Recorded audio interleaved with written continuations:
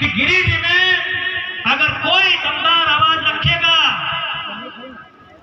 तो आपको मालूम है वो कौन रखेगा।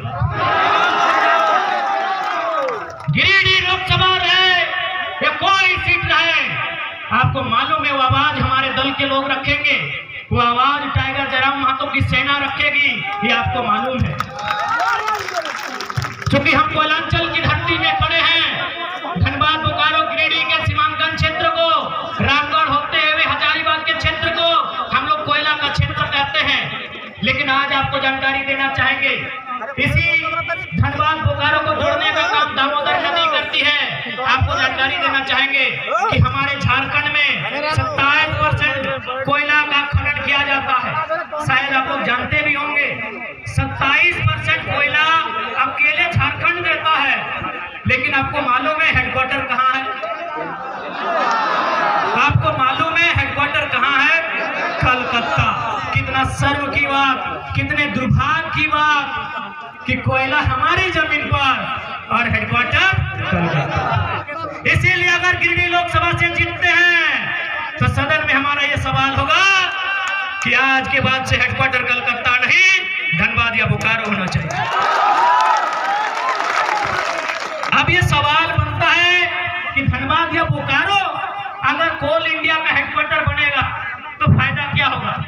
फायदा ये होगा कि आज जो समस्याओं को लेकर हम कोर्ट के चक्कर काट रहे हैं, आज जिन समस्याओं को लेकर हम दर बदर की ठोकर खा रहे हैं, उन समस्या का समाधान सामने होगा। आज जितने भी कोयला के कंपनियां हैं जो कोल के एरिया हैं, आप जाके पता कीजिए कि उनके मैनेजर कौन है। 99% मैनेजर कलकत्ता के लोग हैं। 99% मैनेजर कलकत्ता के लोग हैं। यदि हेडक्वार्टर धनबाद या बोकारो आएगा तो मैनेजर झारखंड के लोग बनेंगे।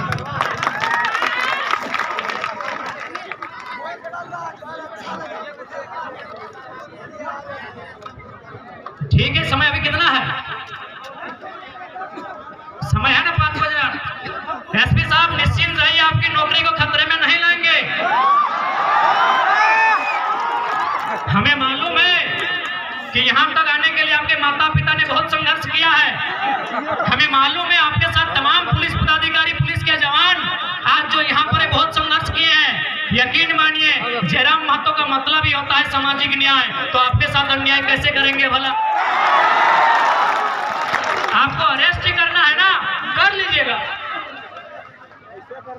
एकदम हजारों की भीड़ में देंगे, भागने वाला थोड़ी है, कर लीजिएगा। लेकिन 5 बजे का समय है, उसको कहने दीजिए जनता को। आग्रह है आपसे।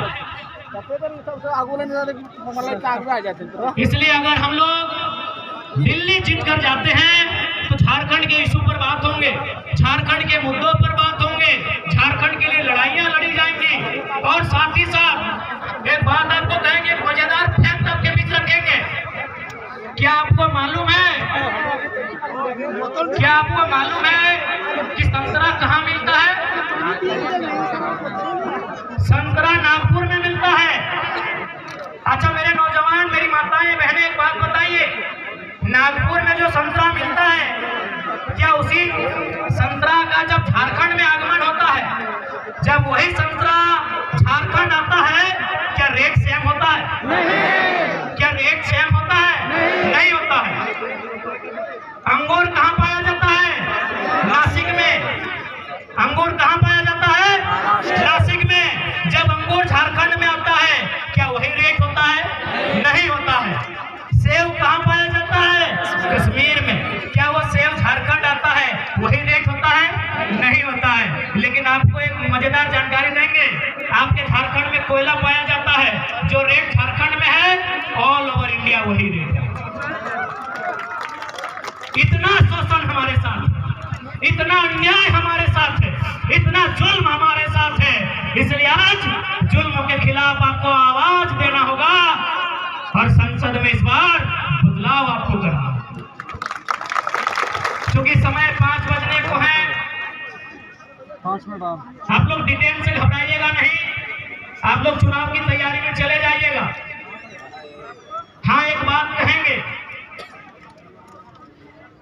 कि आखिर एसपी साहब को आना पड़ा, डीएसपी साहब को आना पड़ा, न जाने और कितने कितने 3-3 स्टार वाले पदाधिकारी आए। एक छात्र, ये डर अच्छा लगा। एक छात्र को अरेस्ट करने के लिए इतनी मुस्तैद, क्या कसूर था हमारा भाई? क्या हमने किसी का खेत जोत लिया था? क्या हमने किसी के घर की बहू बेटियों का अपमान किया था? क्या हम पे चोरी हत्या का मुकदमा है? क्या हम पे कोई अन्य कुकर्म का मुकदमा है? भाई हमने कौन सा अपराध किया था? हम तो छात्रों की आवाज बनने रांची गए थे। छात्रों का मांग था कि नियोजन नीति बननी चाहिए। क्या झारखंड के लिए कानून बनाने की मांग करना अपराध है? क्या गुनाह है? क्या हम लोग अपराधी हैं? क्या गुनाह है हमारा भाई कि झारखंड पे बात करना, खतियान पे बात करना, पलायन पे बात करना, क्या हमारा यही गुनाह है?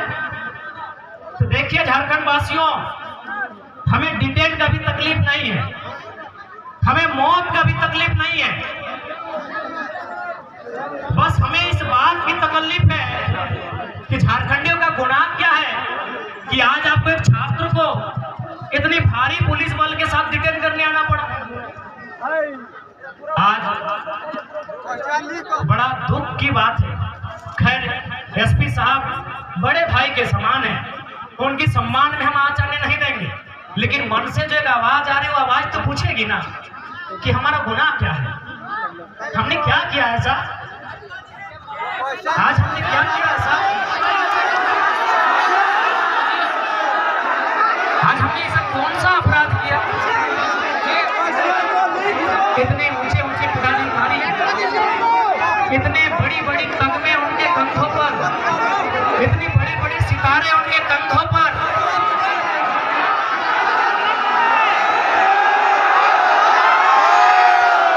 जब ये 2 साल पहले का केस था तो हे मान्यवर अब कहाँ थे? किसके दबाव में थे?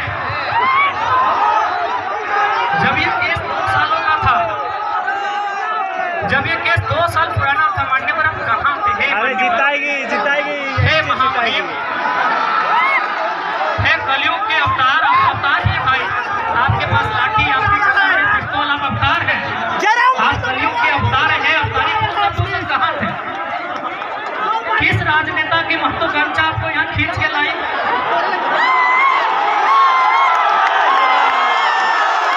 हे अवतारी पुरुषों, ये 2 साल क्यों आप अपनी मेहनत से यहाँ तक आते हैं? आप जनता को बेवकूफ बनाकर नहीं आते हैं, नेता बेवकूफ बनाते हैं, उनके सामने आप इतने गौन हो जाते हैं, आप इतने बौने हो जाते हैं, आप इतने मौन हो जाते हैं। तो सच में अगर आपको लगता है कि आज के नेता आपको काम करने अच्छा से नहीं दे रहे हैं, तो आपको विश्वास दिलाते हैं 24 में हमारी सरकार बनाइए, आपको सम्मान के साथ काम करने दिया जाएगा।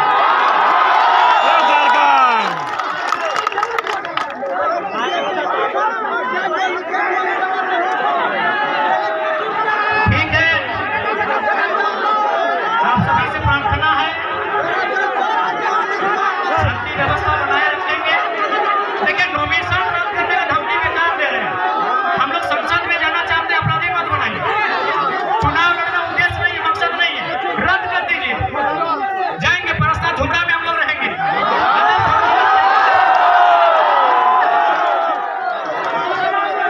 नॉमिनेशन रद्द कर देंगे, नॉमिनेशन रद्द क्या करेगा? गर्दनें काट के ले जाइए। अरे हम लोग बात करने सदन में आ रहे हैं।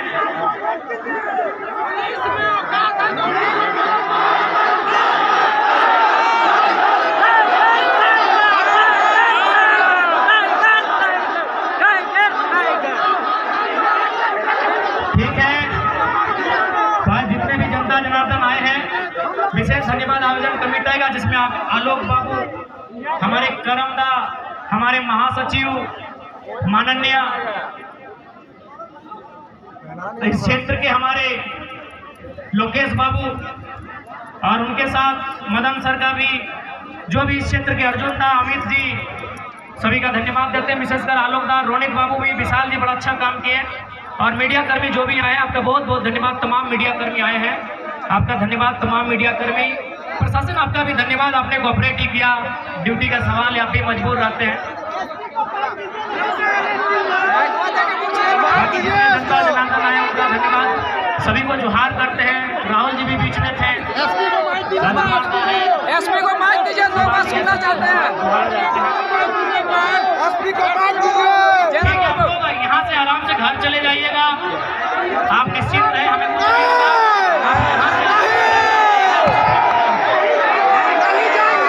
जयराम बाबू, एसपी को माइक दीजिए थोड़ा। कोई नहीं जाएगा। नहीं मेरे सामने जाना सब चल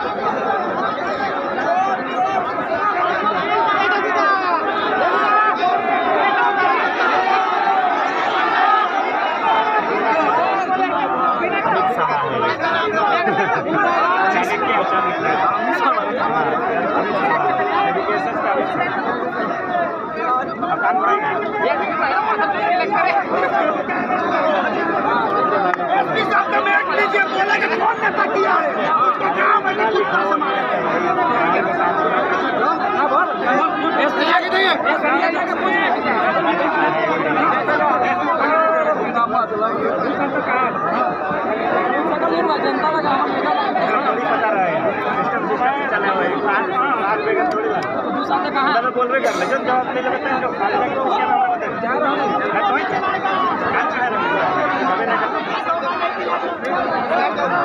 क्या बिना है कि नहीं कैसे बिना मतलब से वहां काम नहीं सुन सुन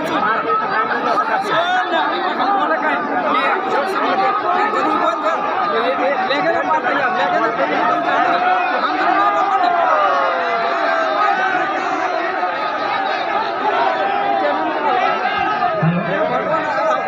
नॉमिनेशन के वक्त एक चेकलिस्ट मिला होगा, जिनके पास भी है एक बार प्लीज हमको एक बार दिखाइएगा।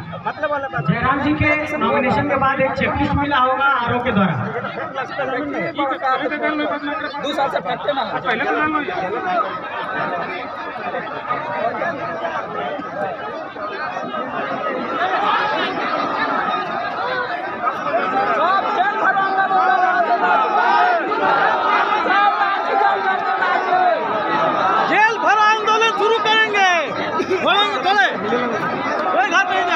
सबको जेल में डालो, हम लोग भी जाएंगे।